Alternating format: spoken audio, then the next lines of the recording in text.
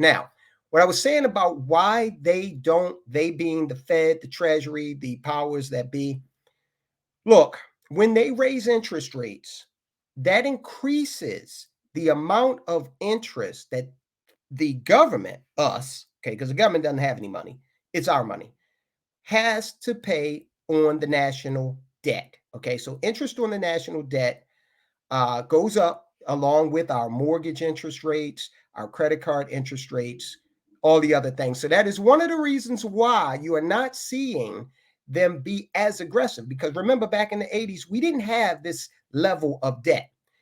Think about this.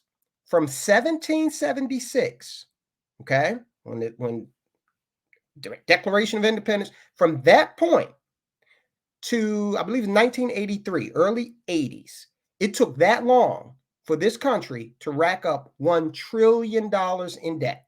Okay. From June until August of 2023, this year, we racked up just over $1 trillion in debt.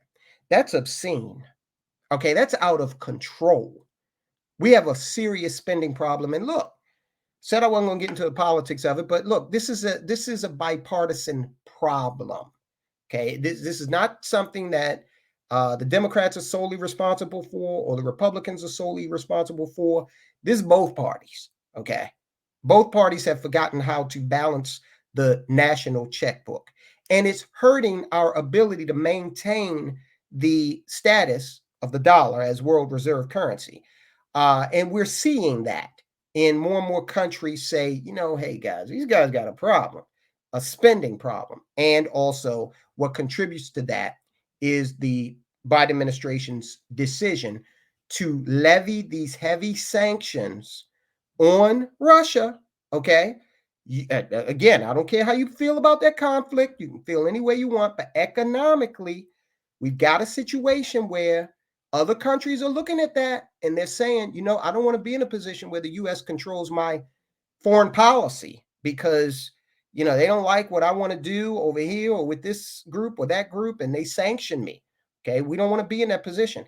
In fact, you've got the Biden administration even demanding that some African countries adjust their domestic policy where some social issues are concerned, or they will be hit with sanctions. So these countries are saying, no way, we're sovereign. We're not going to have the U.S., control us like we're vassals. We got to break away. That's why you see more and more countries being attracted to the BRICS nations: Brazil, Russia, India, China, South Africa. That group is growing. A lot of people are taking them for granted. They shouldn't. Okay. There was a time when the United States was not the holder of the world's reserve currency.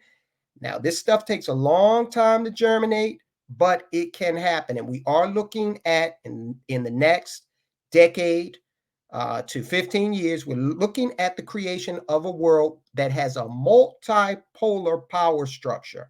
We're not going to have a sole economic or military superpower. All right. Americans have to adjust to that notion. But that's what's coming, thanks to, the status of the dollar, the debt, and these decisions that have been made.